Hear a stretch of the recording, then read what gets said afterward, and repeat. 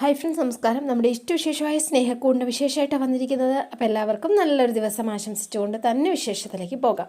അപ്പോൾ തുടങ്ങുമ്പോൾ തന്നെ കാണുന്നത് നമ്മുടെ ഋതുവിനെയും കൂട്ടിക്കൊണ്ട് ഇന്നൊരു യാത്ര പുറപ്പെടുകയാണ്. അപ്പോൾ ഋതുവിന് നല്ല ടെൻഷനുണ്ട്. അപ്പം ഞാൻ ഇത്രയും ദൂരമൊന്നും ആരുടെയും കൂടെ സഞ്ചരിച്ചിട്ടില്ല. അതെ, ഇപ്പോൾ പോകുമ്പോൾ എന്തോ ഒരു എക്സൈറ്റ്മെൻ്റ് ഒക്കെ ഉണ്ടാവില്ലേ? പക്ഷേ അതെന്തിനാ എന്നിങ്ങനെ ചോദിക്കുകയാണ്. ദേ, നമ്മൾ പോകുന്നത് അമ്പലത്തിലേക്കാണ്, അതും തൊഴാൻ. അപ്പോൾ പിന്നെ എന്താ എൻ്റെ ആവശ്യം? ഭഗവാനെ, ഈ മിടുക്കിയായ സുന്ദരിയെ ഒരു തടസ്സവും കൂടാതെ എനിക്ക് തന്നെ കിട്ടാൻ വേണ്ട സഹായം ചെയ്തു തരണേ എന്നാണ് ഞാൻ പ്രാർത്ഥിക്കാൻ പോണത്. അത് തന്നെയാണ് ഞാനും പ്രാർത്ഥിക്കാൻ പോണത് എന്ന് പറഞ്ഞു. ആഹാ, പിന്നെന്താ കുഴപ്പം? എത്രയും പെട്ടെന്ന് നമ്മുടെ കല്യാണം നടക്കണം, അതാ എൻ്റെ ആഗ്രഹം. സേതുവേൻ്റെയും പല്ലവിയുടെയും കല്യാണം ചിങ്ങത്തിലാണ് നടത്താൻ പോണത്. ആ സമയത്ത് തന്നെ നമ്മുടെയും നടക്കണം. ഓ, അപ്പം ഇങ്ങനെ ഇരുന്നിട്ട്, അല്ല, ആ കല്യാണം നിശ്ചയിച്ച മുഹൂർത്തത്തിൽ തന്നെ നടക്കുമോ? അതെന്താ അങ്ങനെ എന്ന് ചോദിച്ചോ. അല്ല, തടസ്സങ്ങൾ ഉണ്ടാവുന്നല്ലോ ജ്യോത്സ്യം പറഞ്ഞത്. അതെ, പുത്രദുഃഖം, മാതൃദുഃഖം, അത് തന്നെയാണ് കാരണം എന്ന് പറഞ്ഞു. അല്ല, അത് മാറുമോ? മാറുമായിരിക്കും. അതെന്താണെങ്കിലും അവർ രണ്ടുപേരുടെ മാറ്റും. അവർ തമ്മിൽ നല്ല ചേർച്ചയാണ്, ഒരേ മനസ്സാ രണ്ടു പേർക്കും. അതുകൊണ്ട് മാറും. അതൊക്കെ ഇപ്പോൾ, കുറച്ച് കഴിയുമ്പോൾ, കല്യാണം കഴിയുമ്പോൾ ചിലപ്പോൾ മാറില്ലാന്ന് ആര് കണ്ടോ? ഒരിക്കലുമില്ല. അവർ മെയ്ഡ് ഫോർ ഈച്ച് അതർ തന്നെയാണ്. ഓഹോ, സേതുമാധവന് വേണ്ടി ജനിച്ച ആളാണ് പല്ലവി, പല്ലവിക്ക് വേണ്ടി സേതുമാധവനും. ആഹാ, അപ്പോൾ എനിക്ക് വേണ്ടി താൻ എന്ന് പറയുന്നത് പോലെ. എന്താ, ശരിയല്ലേ? അതെ എന്ന് പറഞ്ഞു. എന്നാൽ പിന്നെ നമുക്ക് പോയാലോ എന്ന് ചോദിച്ചു. അപ്പം ഈ യാത്ര നമ്മൾ രണ്ടുപേരുടെയും ജീവിതം തന്നെ മാറ്റിമറിക്കാൻ പോകുന്ന ഒരു യാത്ര തന്നെയായിരിക്കും. അതെന്താ അങ്ങനെ സംസാരിച്ചത്? ഈ യാത്ര കഴിഞ്ഞ് തിരിച്ചെത്തുന്ന നമ്മളെ രണ്ടുപേരുടെയും ജീവിതം വേറൊന്ന് രീതിയിലായിരിക്കും. ഇതെന്താ ഇങ്ങനെ സംസാരിക്കുന്നത്? ഭഗവാന്റെ അനുഗ്രഹം വാങ്ങാൻ പോവല്ലേ? അപ്പം പിന്നെ അനുഗ്രഹം കിട്ടിക്കഴിഞ്ഞാൽ ജീവിതം മാറില്ലേ? അത് ശരിയാ. എന്നാൽ നമുക്ക് പോകാം. എന്നാൽ അവർ രണ്ടുപേരുടെ വണ്ടി എടുത്ത് പോവാണ്. കാണുന്നത് സേതുവിനെയാണ്. അപ്പോൾ സേതു നോക്കുമ്പോഴേ വണ്ടിയുടെ ഒച്ച കേട്ടോണ്ടാണ് ഇറങ്ങി വരുന്നത്. ആഹാ, അമ്മയെ ഞാൻ എത്ര തവണ വിളിച്ചു, അമ്മ ഇത് എവിടെ പോയിരിക്കുകയായിരുന്നു എന്ന് ചോദിച്ചു. എന്താ ഇത്ര അത്യാവശ്യം? അത്യാവശ്യം ഉണ്ടെങ്കിൽ മാത്രം അന്വേഷിക്കാൻ പാടുള്ളോ? അല്ല, എപ്പോൾ വേണേലും അന്വേഷിക്കാം. പക്ഷെ തിരിച്ചും മക്കളുടെ കാര്യങ്ങൾ അന്വേഷിച്ചും കണ്ടും കേട്ടും ഒക്കെ ചെയ്യേണ്ട ഉത്തരവാദിത്തങ്ങളും അമ്മയില്ലേ? അമ്മ എന്താ കടങ്കഥ പറയാ? എടാ, നിന്റെ പല്ലവിയുടെയും കാര്യം ഓർത്തിട്ട് എനിക്ക് ഒരു സമാധാനമില്ലായിരുന്നു. അതിന് ഞാനൊരു ജ്യോത്സ്യരെ പോയി കണ്ടു. 26-ന് വിവാഹ തീയതി കൊടുത്ത് ഒരു പ്രശ്നം ഒപ്പിച്ച് നോക്കി. എൻ്റെ അമ്മയ്ക്കിത് എന്താ? ഇതിൻ്റെയൊക്കെ വല്ല കാര്യമുണ്ടോ? പിന്നല്ലാതെ, മനുഷ്യരെ കൊണ്ട് കൂടാത്ത കാര്യങ്ങൾ ഈശ്വരൻ തന്നെ പ്രസാദിക്കണം, എങ്കിലേ നടക്കൂ. അപ്പോൾ സേതു ഇങ്ങനെ നിൽക്കുക. ഞാൻ കഷ്ടപ്പെട്ട് പോയി ഓരോന്ന് ചെയ്തുകൊണ്ട് വരിക. അയ്യോ, അതിന് ഞാനൊന്നും പറഞ്ഞില്ലല്ലോ തടസ്സമായിട്ട്. ഒന്നും തൽക്കാലം പറയണ്ട. ശരി, പറയുന്നില്ല. തിരുമേനിയെ കണ്ട് ചില പരിഹാരക്രിയകളൊക്കെ ഞാൻ കുറിച്ചുകൊണ്ട് വന്നിട്ടുണ്ട്. അത് ഇന്ന് തന്നെ ചെയ്യണം. നീയും പല്ലവിയും കൂടി ചേർന്ന് തന്നെ ചെയ്യണം. എന്താടാ, നിനക്കെതിരെ വല്ലതും പറയാനുണ്ടോ? അയ്യോ, എതിർത്ത് വല്ലതും പറയാൻ പറ്റുമോ? അയ്യോ, ഹർണ ഹൈനസ് പൂർണിമ തമ്പുരാട്ടിയോട് പറയുന്നത് എന്താണെന്ന് വെച്ചാൽ അതനുസരിക്കാനല്ലേ പാടുള്ളൂ. അത്രയേ ഉള്ളൂ. ഇതങ്ങ് പിടിക്കാം എന്ന് പറഞ്ഞൊരു പേപ്പർ കയ്യിലേക്ക് കൊടുത്തു. എന്താ ഇത്? എനിക്കത്ര വിശ്വാസമൊന്നും ഉണ്ടായിട്ടല്ല. പിന്നെ ഈ അമ്മയുടെ സമാധാനത്തിന് വേണ്ടിയിട്ടാണ് ഞാൻ ഇനി എല്ലാം ചെയ്യാൻ സമ്മതിക്കുന്നത്. അത് മതി. ഈ അമ്മയ്ക്ക് വേണ്ടി മാത്രമല്ല, നിൻ്റെ പെറ്റമ്മയ്ക്ക് വേണ്ടി കൂടിയാണ് ഇപ്പം ഈ കർമ്മങ്ങളൊക്കെ അനുഷ്ഠിക്കാൻ പോകുന്നത്. മനസ്സിലായോ? അമ്മേ എന്ന് വിളിച്ചു. കാര്യമെല്ലാം ഞാൻ പറഞ്ഞത് സത്യമാ. അതെ, ശരിക്കും പറഞ്ഞാൽ മാതൃദുഃഖം ഉണ്ട് എന്ന് തന്നെയാണ് നിൻ്റെ കാര്യത്തിൽ ഉള്ള കാര്യം. അമ്മയോടുള്ള കടമകൾ നിർവഹിക്കാതെ ആ ഭാഗത്ത് എന്താണെങ്കിലും അത് ഒഴിഞ്ഞു കൂടി കിടക്കുകയാണെന്നാണ് ജ്യോത്സ്യർ പറയുന്നത്. അതൊരിക്കലും ചെയ്യാതിരിക്കാൻ പാടില്ല. നേരിൽ അമ്മയെ കണ്ട്, പിന്നെ ദേവിയെയും അമ്മയും കണ്ട് ആ കുറിപ്പടിയിലുണ്ട് എന്തൊക്കെ ചെയ്യണം എന്നുള്ള കാര്യങ്ങൾ. ആ നടയിൽ ചെന്ന് അത് ചെയ്യുക തന്നെ ചെയ്യണം. ലോകത്തെവിടെയാണെങ്കിലും നിൻ്റെ പെറ്റമ്മയ്ക്ക് മനഃശാന്തി കിട്ടാൻ വേണ്ടിയിട്ട് നീ ഇത് ചെയ്യണം മോനെ.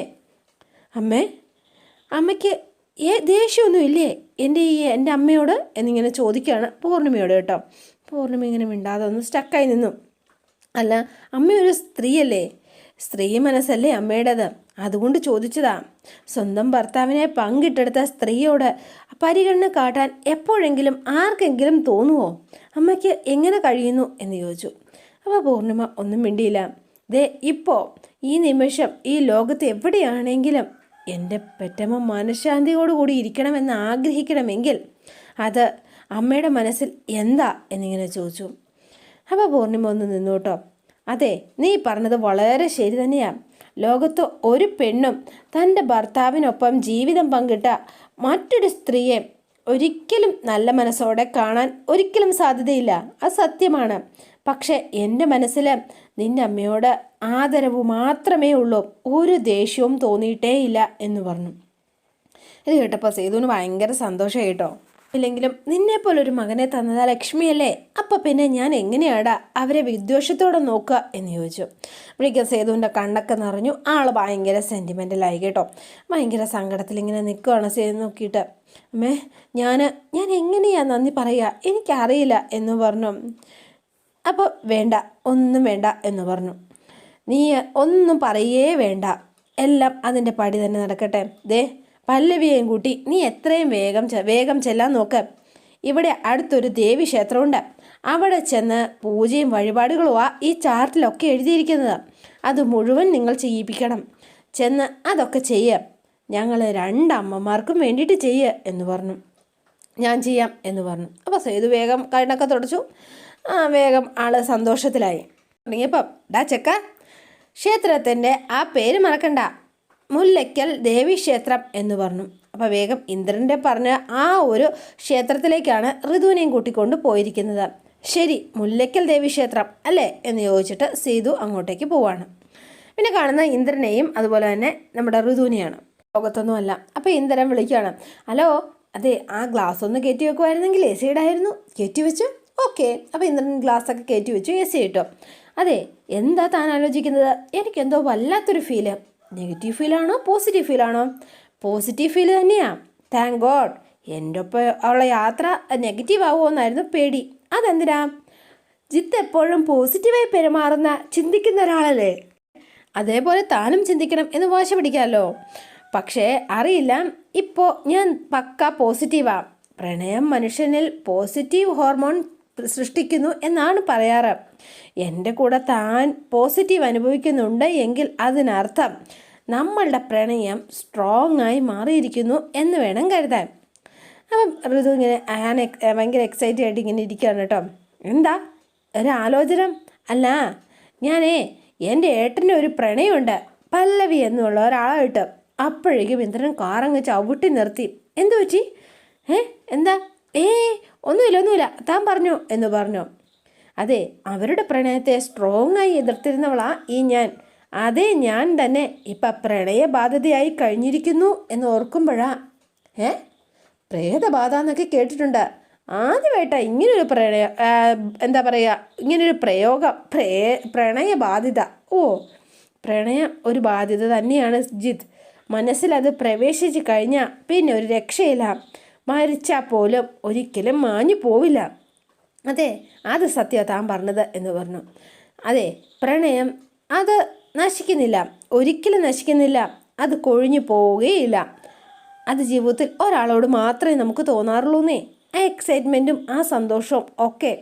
എന്നിട്ട് ഋതുവിനെയും കൂട്ടിക്കൊണ്ട് ഇന്ദ്രൻ നേരെ അങ്ങോട്ടേക്ക് പുറപ്പെട്ടു. അപ്പോൾ പല്ലവി ഇങ്ങനെ ചെടിക്ക് വെള്ളം ഒഴിച്ചുകൊണ്ട് നിൽക്കുകയാണ്. അപ്പോൾ ശോഭ അങ്ങോട്ടേക്ക് ചെല്ലുകയാണ്. എൻ്റെ അമ്മേ, കുറച്ച് വെള്ളമെങ്കിലും ഈ ചെടിക്ക് വല്ലപ്പോഴെങ്കിലും ഒഴിക്കണ്ടേ? എല്ലാത്തിനും ഒരു വാടലാണ്. മനുഷ്യനിവിടെ മനസ്സിൽ തീ കത്തി നിൽക്കുക, അപ്പോഴവളുടെ ചെടി. അമ്മയ്ക്കെന്താ ഇത്ര ആദി? പാറുവിനെ ഓർത്തിട്ട് തന്നെയാണ്. ഇന്ദ്രപ്രസ്ഥത്തിൽ അവളുടെ ജീവിതം എങ്ങനെയാണെന്ന് അറിയില്ലല്ലോ. അവിടുത്തെ ജീവിതത്തെ അവസ്ഥ ഓഡിറ്റ് ചെയ്യേണ്ട കാര്യമില്ല, നരകം തന്നെ ആയിരിക്കും. എന്ന് പറഞ്ഞു. അമ്മയെ വിഷമിപ്പിക്കാൻ വേണ്ടി പറഞ്ഞതൊന്നും അല്ല, അങ്ങനെയായിരിക്കാനാ വഴി. ഞാനൊരു യാഥാർത്ഥ്യം പറഞ്ഞു എന്ന് മാത്രം. അതെ, നമുക്ക് അവിടെ വരെ ഒന്ന് പോയാലോ? ഞാനില്ലമ്മേ, എനിക്ക് വയ്യ എന്ന് പറഞ്ഞു പല്ലവി. എന്നിട്ട് അപ്പോഴേക്ക് സങ്കടപ്പെട്ട് നിൽക്കുകയാണ്. ഈ സമയത്താണ് നമ്മുടെ സേതു അങ്ങോട്ടേക്ക് വരുന്നത് കേട്ടോ. അപ്പോൾ വേഗം സേതു താൻ വേഗം പോയി റെഡി ആയിട്ട് വാ പല്ലവി. എന്താ കാര്യം? അത്യാവശ്യമായിട്ട് മുല്ലയ്ക്കൽ ദേവി ക്ഷേത്രം വരെ ഒന്ന് പോകണം എന്ന് പറഞ്ഞു. അതെ, അമ്മ പോയി എന്തൊക്കെയോ ഒരു ജോത്സ്യനെ കണ്ട് ഒരു ചാർത്ത് കുറിപ്പിച്ചിട്ടുണ്ട്. നമ്മൾ രണ്ടാളും ചെന്നിട്ട് പ്രശ്നപരിഹാര ക്രിയകളുടെ ഒരു ലിസ്റ്റ് തന്നെയുണ്ട്. ആദ്യത്തെപ്പടി ആ ദേവി ക്ഷേത്ര ദർശനം. അപ്പോഴേക്ക് ശോഭ അങ്ങോട്ടേക്ക് വന്നു. മോൻ കയറിയിരിക്കേ. അയ്യോ സമയമില്ലമ്മേ, പല്ലവിയും കൂട്ടി ഉടനെ പോവാനാ. എങ്ങോട്ട്? അതെ, മുല്ലയ്ക്കൽ ദേവീക്ഷേത്രം വരെ പോകണം എന്ന്. പൂർണിമാമ എന്തോ പ്രശ്നപരിഹാരം നോക്കിച്ചൂന്ന്. രണ്ടുപേരൂടെ ചെന്ന് തൊഴണം എന്നായിരിക്കും. അതെ, എന്തെങ്കിലും തടസ്സങ്ങളുണ്ടെങ്കിൽ അത് മാറുമെന്നാ. ശരിയാ, സത്യമുള്ള ദേവിയുടെ പ്രതിഷ്ഠയാ മുല്ലയ്ക്കലേത്. അതുകൊണ്ട് ഒരു ദാക്ഷിണ്യം വേണ്ട. എങ്കിൽ പിന്നെ നീ ചെല്ലുമോളെ. ആ നേരം കൊണ്ട് ഞാൻ പാറുവിനെ ഒന്ന് പോയി കണ്ടിട്ടും വരാം. ശരി, അപ്പോൾ പല്ലവിയോട് പോയി റെഡിയാകുക എന്ന് പറഞ്ഞു. അപ്പം പല്ലവി അകത്തേക്ക് പോയി. ഞാൻ അകത്തേക്ക് ചെല്ലട്ടെ എന്ന് പറഞ്ഞ് ശോഭയും അകത്തേക്ക് പോയി കേട്ടോ. പിന്നെ കാണുന്നത് നമ്മുടെ ഋതുവിനെയും അതുപോലെ തന്നെ ഇന്ദ്രനെയാണ്. അപ്പം നമ്മുടെ പ്രതാപനെ വിളിച്ച് സംസാരിച്ചുകൊണ്ടിരിക്കുകയാണ് ഇന്ദ്രൻ. ഋതു ആണെങ്കിൽ 2 ജ്യൂസ് വാങ്ങാനായിട്ട് ആ കടയുടെ ഫ്രണ്ടിൽ ഇങ്ങനെ നിൽക്കുക. എടോ, ഞാൻ പറയുന്നതൊന്ന് കേൾക്ക്. ഇനി മറ്റൊരവസരം കിട്ടില്ല. എന്താ കാര്യമൊന്നും പറയുന്നില്ലല്ലോ. ഹർത്താൽ വേണം, പണിമുടക്ക് വേണം എന്നൊക്കെ പറയുമ്പോൾ ഞാൻ നടത്തി തരുന്നില്ലേ? എടോ, ചുമ്മാതൊന്നും അല്ലല്ലോ, പറയുന്ന പൈസ അങ്ങോട്ട് എണ്ണി തന്നിട്ടില്ലേ? അപ്പോൾ ജ്യൂസ് വാങ്ങിക്കൊണ്ട് ഋതു നമ്മളെ ഇന്ദ്രനെ ഇങ്ങനെ നോക്കുമ്പോൾ കാണുന്നില്ല കേട്ടോ ജിത്തിന്. അപ്പം നോക്കുമ്പോഴാണ് കാറിൻ്റെ സൈഡിൽ ഇങ്ങനെ നിൽക്കുന്നത് കാണുന്നത്. അപ്പോൾ ഋതു ഇതുമായിട്ട് അങ്ങോട്ടേക്ക് വരികയാണ്. ഇവനിങ്ങനെ ഫോണിൽ സംസാരിച്ചുകൊണ്ടിരിക്കുകയാണ്. അപ്പോൾ ഋതു അടുത്ത് വന്നപ്പോഴേക്കും, എടോ, എനിക്ക് പല കാര്യങ്ങളുണ്ട്. അതെല്ലാം അക്ക വിട്ട് ഒപ്പുവെച്ച് തന്നാൽ മാത്രമേ താൻ അനുസരിക്കാൻ പറ്റുള്ളൂ. ചെയ്യാമെന്ന് ഞാൻ പറഞ്ഞല്ലോ. ചെയ്യണം, ഞാൻ പറഞ്ഞതുപോലെ തന്നെ ചെയ്യണം. ഇവൻ്റെ സ്വഭാവത്തിലെ മാറ്റം കണ്ട് ഋതു ആകെ കണ്ണ് തള്ളി ഇങ്ങനെ നിൽക്കുകയാണ് കേട്ടോ. ഇത്രയും നാളും ഭയങ്കര സോഫ്റ്റായിട്ട് നിന്ന ഇന്ദ്രൻ വേഗം ഭയങ്കര ഹാർഡായിട്ട് നിൽക്കുകയാണ്. അതെ, പറയുന്നത് പോലെ ചെയ്താൽ നന്നായിരിക്കും. ബിസിനസ് രക്ഷപ്പെടുമല്ലോ. സമരം നടത്തിയ ഏത് ബിസിനസ്സാണ് ഇന്ദ്ര രക്ഷപ്പെടുന്നത്? താൻ വെച്ചോ, ഞാൻ കുറച്ച് കഴിഞ്ഞ് വിളിച്ചോളാം എന്ന് പറഞ്ഞ് വേഗം പ്രതാപൻ്റെ കോള് കട്ട് ചെയ്യാണ്. അപ്പോൾ ഋതു ഇങ്ങനെ നോക്കി നിന്നിട്ട്, എന്താ താനെന്തിങ്ങനെ നിൽക്കുന്നത്? ആരായിരുന്നു ഫോണിൽ? അതെ, അതൊരു സ്റ്റാഫാ. അല്ല, ജിത്ത് ഇത്രയും ഷൗട്ട് ചെയ്യായിരുന്നോ? ഞാൻ ഇതുവരെയും കണ്ടിട്ടേ ഇല്ല. ശാന്തനായ എപ്പോഴും കണ്ടിരിക്കുന്നത്. ദേഷ്യം വരില്ല എന്നാണ് ഞാൻ കരുതിയത്. മനുഷ്യരല്ലേടോ. അതുകൊണ്ടാ വേണ്ട ജിത്ത്, എന്നാലും വേണ്ട. എനിക്കിഷ്ടമല്ല ഈ ദേഷ്യപ്പെടുന്നത്. ഓക്കെ ശരി, ദേ തനിക്കിഷ്ടമില്ലാത്ത ഒന്നും എൻ്റെ ലൈഫിൽ കാണില്ല. എന്താ പോരെ? മതി എന്ന് പറഞ്ഞു. എന്താ ജ്യൂസ് കൂടി? അപ്പോൾ ഇവർ രണ്ടുപേരുടെ ജ്യൂസൊക്കെ കുടിച്ച് ഭയങ്കര എൻ്റർടൈൻമെൻ്റ് ഒക്കെ ചെയ്തിങ്ങനെ വരുവാണ്. പിന്നെ കാണുന്നത് നമ്മുടെ പല്ലവീനെയും സേതുവിനെയാണ്. അപ്പോൾ രണ്ടുപേരും യാത്ര പുറപ്പെട്ടിരിക്കുകയാണ് നമ്മുടെ മുല്ലയ്ക്കൽ ദേവി ക്ഷേത്രത്തിലേക്ക്. ഭയങ്കര ആലോചനയിലാണ്. അപ്പോൾ പല്ലവ ചോദിക്കുക, എന്താ സേതുവേട്ട ഇത്രയും ആലോചന? എങ്ങനെ ആലോചിക്കാതിരിക്കും? ഇതേ എന്തൊക്കെ കാര്യങ്ങളാണ് തലയിൽ.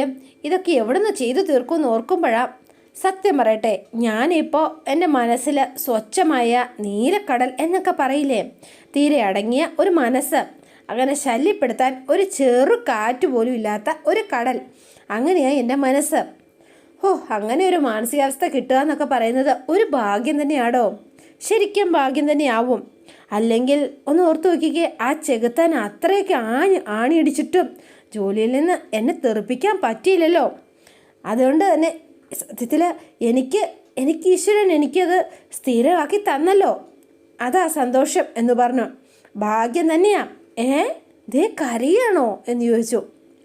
അത് കൊള്ളാം. ഇതെന്തോടോ, മഴയും വെയിലും ഒരുമിച്ചോ?